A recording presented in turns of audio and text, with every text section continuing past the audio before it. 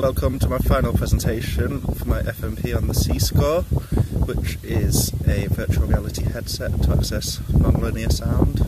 And first thing you'll want to do is see it. So here we go. We'll start from the top. You can see the magnet, or the back side of it, and this is the front side where you'd put your 5-inch phone. As you can see, this is the other side of the magnet. This moves, so that's an active button that works with the apps. Undo the Velcro, and as you can see, that's where the phone will go. There's the display. I'm using a Samsung Galaxy Note 3 for the example.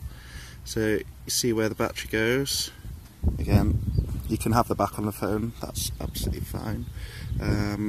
I use a case. To have the phone, just make sure you get where the camera is, where that goes into the gap, so you can use your augmented reality. And that just pops in here, Velcro shut, nice and easy, nice and tight, doesn't go anywhere. Then we have on this side, we have our straps that will go on the head, and as you can see, just in here, there's your nose holes and rise holes. So here's an app that, just to give you the idea, open it up, again, line it up, move things around, and it'll open up the game. There you go. So as you move, you can see everything surrounding you. So see, there's the arrow. Let's have a look what it has to do. Pull on that by moving, having a look, and we're away.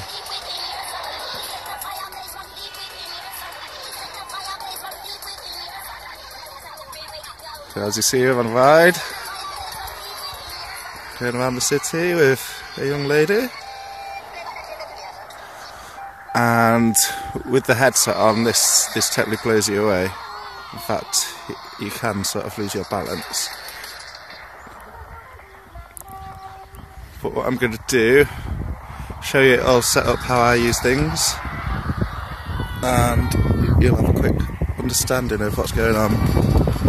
As you can see, got all the Velcro there underneath the felt and the top connector, so we can use the headset and it can adjust to different head sizes, so that's all very important. And the strap goes underneath the flap, so keeps it secure. I've attached the headset to my head. I get a Bluetooth speaker which is connected up to it all. Put that in the back. Turn it up and away we go. So, as you can see, you can stand up, have a look around. How I had to pull the trigger before, it's exactly the same.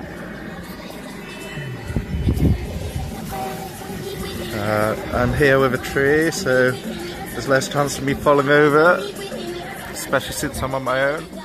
That pirate ship action that we saw before is all the same.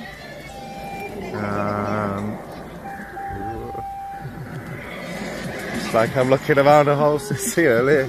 Just do the loop.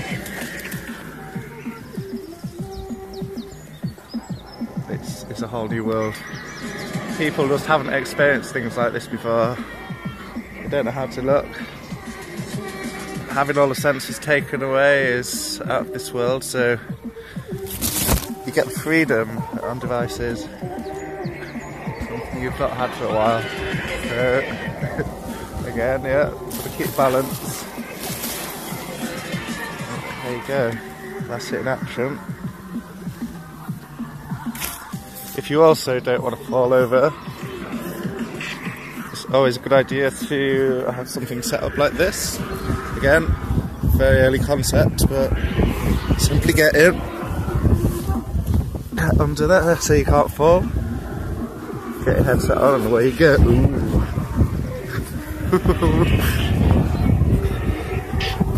Yeah, so have someone with you when you do this, because it's a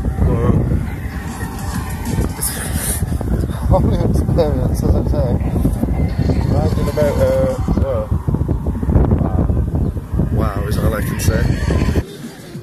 As you can see, there's a whole world going on. You can hear the sound just changing for what view you're in. So everything's in stereo sound, which is pretty amazing. Got it all up and running.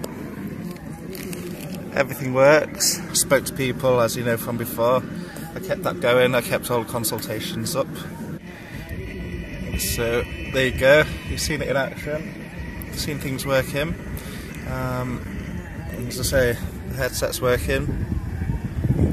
The sound's all over the place here. None of it's linear. When you'll get to certain parts in certain games, things are triggered. It's all a way into the future.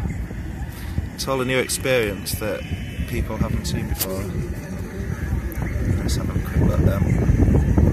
There's plenty of research to know, primary and secondary research. From speaking to people, doing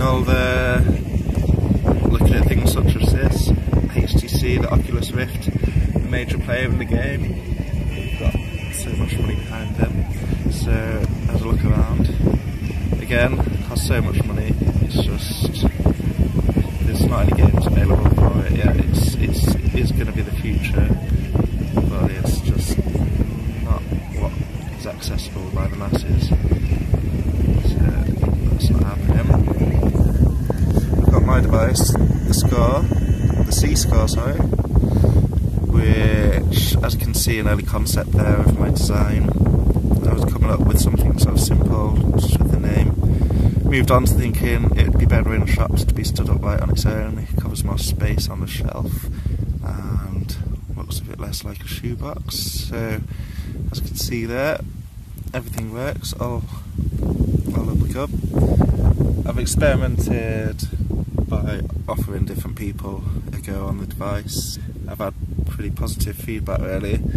People have been overwhelmed. There's a bit of a language barrier with some people who have tried to show it to from Europe. For example, there's one chap who said he saw where it was coming from, but it wasn't for him. So maybe if there wasn't that language barrier, and if I'd have had more time to show him and teach him, then they'd have understood where I was coming from properly. There are improvements to be made, such as being able to fit people's phones. The whole thing is, we had the qualitative issues that we looked at earlier, such as who was going to follow the guidance for the phone from the Google Cardboard template, and that did the job. Same with the lenses. But for all of these apps to work, they need the exact right lens. If you're out by even slightly a millimetre, then it can all go to pot. There aren't a load of commercial options available, although there's plenty of people to explore, and it's early days, so there's definitely a market there. Again, issue that could be dealt with is on this particular phone, the volume button can get knocked quite easily, so you should have some defence against that, and the battery can be consumed quickly, so it would be best to link things up to a higher charge. As you can see, people were happy with it, people were willing to pay, and especially if I taught people how to use it, I was told that I'd be able to charge more.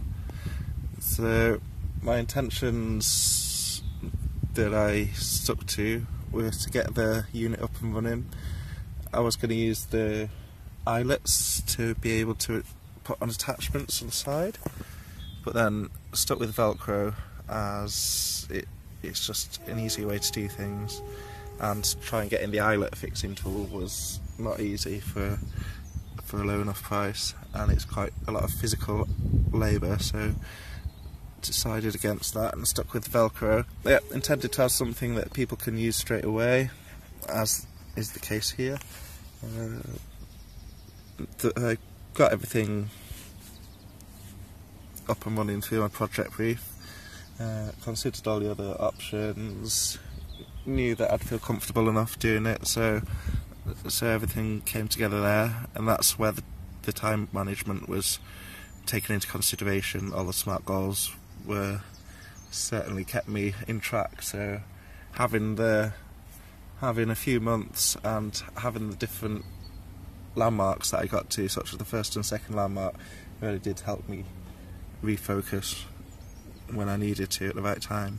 I'll say, could have done the eyelets differently, could have gone for an adjustable type model, so something that's can be more available to be used by people with a different variety of phone. I could also have gone for a flat pack option, having it so people can easily take it apart and put it back together again instead of having a solid structure. I did consider making the records, doing all the other bits, but that's something that I can do in my own free time, and that's something that isn't furthering me for my degree that's coming up, so I did choose the right option, I believe.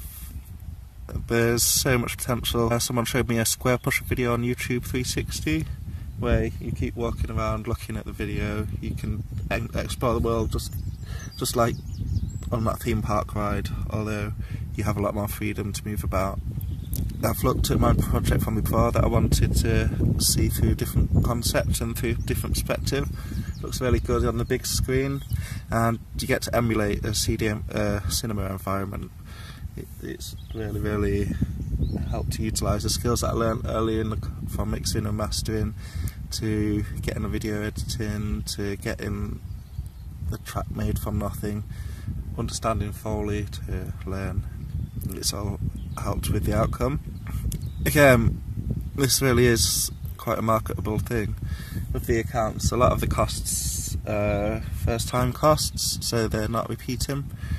I can get things such as the cardboard being cut on bulk is the main task. If I got someone to do most of the felting, then costs could be kept quite low. So all in all, there it is. This is the SCO. Expect to see it around the world over the next few years. Thank you.